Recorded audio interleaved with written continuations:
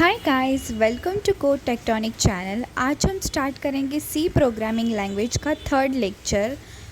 आज हम पढ़ेंगे ऑपरेटर्स और आप ज़रूर ये सब लिख लेना बुक में, बिकॉज़ ये वाइवा प्रैक्टिकल्स में और एग्ज़ाम में बहुत बार पूछे जा चुके हैं और ये ही बहुत इम्पॉर्टेंट होते हैं सारे लैंग्वेजेस में।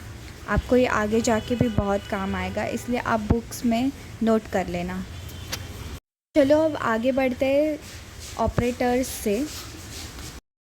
Introduction of operators symbols that perform operations, example plus, minus, division, multiplication, modules. Okay, without operators program are incomplete. Okay, operators के बिना प्रोग्राम इनकम्प्लीट होता है। जैसे अगर आपको दो नंबर्स को जोड़ना है, ओके, तो प्लस ऑपरेटर यूज़ होता है। अगर डिवाइड करना है तो डिवाइड ऑपरेटर। एंड बेसिकली ये हमारे डेटा को मैनिपुलेट यानी उस पर अलग अलग काम करने पर हेल्प करता है। सोचकर देखो, अगर ऑपरेटर्स नहीं होते तो हम कोई कैलकुलेशन या कंपैरिजन ही नहीं कर पाते और हमारा प्रोग्राम अधूरा रह जाता। इसलिए हम ऑपरेटर्स का यूज़ करते हैं। हम देखेंगे different operators, categories of operators. First operator है अरिथमेटिक, सेकंड है assignment, increment and decrement operators, relational operators, logical operators and bitwise operators. Operators के एक टाइप के नहीं होते, इनके अलग अलग कैटेगरीज यानी टाइप्स होते हैं। हर कैटेगरी का अपना अपना अलग काम होता है। हम एक एक करके इन सभी कैटेगरीज को समझेंगे। अब है अरिथमेटिक ऑपरेटर। इसमें होता है addition, subtractions, multiplications, divisions and modules मतलब रिमाइंडर या बाकी। ओके, ये तो सभी स्टूडेंट्स ने मैथ्स में पढ़े ही है एक्चुअली, पर सी प्रोग्रामिंग में इनका यूज़ थोड़ा अलग हो सकता है, खासकर मॉड्यूल्स और डिवीजन का। मॉड्यूल्स ऑपरेटर यानी कि परसेंट का साइन होता है ना, वो उसे मॉड्यूल्स बोलते हैं। उसका काम है दो नंबर्स को डिवाइड करने के बाद जो रिमाइंडर, जो बाकी है, जो बचता है वो बताना। ओके, मॉड्यूल्स का ऑपरेटर क्या काम होता है, दो नंबर्स है, ओके, उसको डिवाइड करने के बाद जो बाकी होता है वो बताना। ओके, जैसे कि इसका एग्ज़ाम्पल है, यहाँ देखो हमने दो वेरिएबल्स लिए हैं। ओके, ए जिसका वैल्यू 10 है और बी इसका वैल्यू 3 है। ओके, हम इन दोनों नंबर्स पर सभी अरिथमेटिक ऑपरेटर्स अप्लाई देख रहे हैं। ध्यान देना, जब हम मॉड्यूल साइन को प्रिंट करते हैं तो हमें इसके लिए मॉड्यूल्स लिखना पड़ता है, मतलब यानी कि 2% का साइन लिखना पड़ता है। अब हम देखेंगे आउटपुट ऑफ एरिथमेटिक। आउटपुट देखो, 10 + 3 का रिज़ल्ट 13 आया है और 10 - 3 का 7। ये तो सिंपल है, पर a / b का रिज़ल्ट 3 क्यों आया? क्योंकि जब दो इंटीजर्स को डिवाइड करते हैं तो c सिर्फ पूरा नंबर्स लेता है और डेसिमल पार्ट को हटा देता है। 10 को 3 से डिवाइड करने पर 3.333 आता है, पर c सिर्फ 3 लेगा। ओके, और a मॉड्यूल्स b का रिज़ल्ट 1 है, क्योंकि 10 को 3 से डिवाइड करने पर 1 बाकी रिमाइंडर बचता है। ओके, नेक्स्ट है असाइनमेंट ऑपरेटर। = का साइन होता है असाइन। ऐड एंड सेकंड है add and assign. Third subtract and assign, multiply and assign, divide and assign, modules and assign.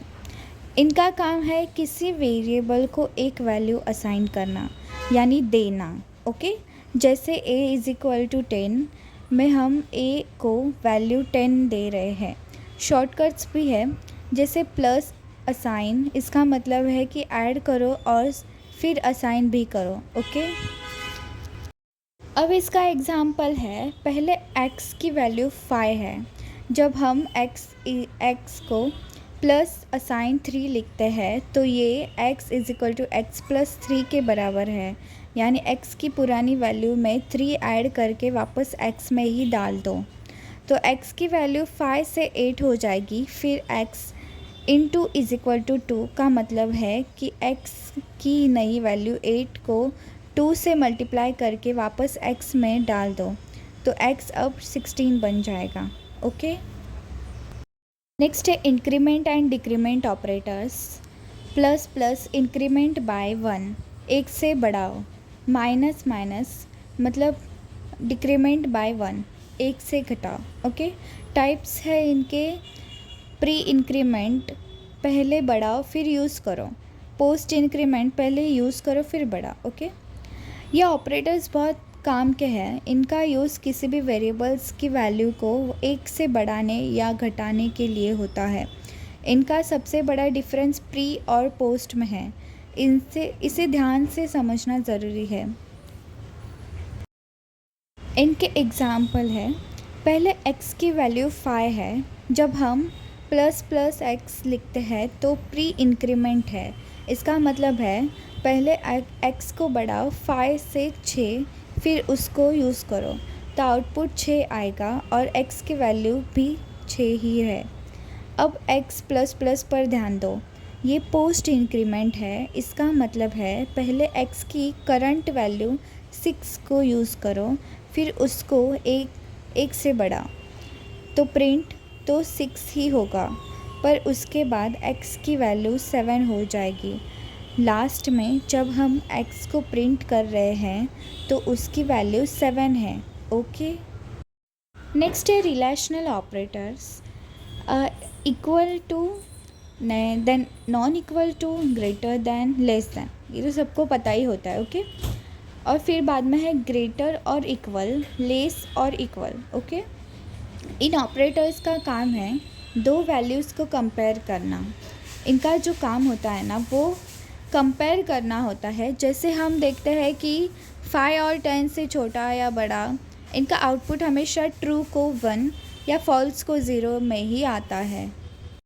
Relational operators example है यहाँ a लेस देन b, मतलब 5 is less than 10। Condition सही है इसलिए output 1 आएगा, और 5 is greater than 10 मतलब a greater than b, condition गलत है इसलिए आउटपुट 0 आएगा। यहाँ है लॉजिकल ऑपरेटर्स एंड, और, नॉट। ये ऑपरेटर्स एक से ज़्यादा कंडीशन को कंबाइन करने के लिए यूज़ होते हैं। एंड तभी ट्रू होता है जब दोनों कंडीशन ट्रू हो, और तभी ट्रू होता है जब कोई भी कंडीशन ट्रू हो। एंड नॉट कंडीशन को उल्टा कर देता है, ट्रू को फॉल्स और फॉल्स को ट्रू। अब हम देखेंगे लॉजिकल एग्जाम्पल्स। उसका है पहला एग्जाम्पल में a लेस दैन b है, वो ट्रू बता रहा है। ओके, और b ग्रेटर दैन 0 ट्रू, दोनों सही है इसलिए एंड का आउटपुट 1 है। ओके, दूसरे में a greater than b false है, पर b ग्रेटर दैन ट्रू है, क्योंकि और है एक भी कंडीशन सही होने पर आउटपुट 1 आता है। ओके, तीसरे में a लेस दैन b सही है, पर नॉट ने उसे उल्टा कर दिया इसलिए आउटपुट 0 हो गया।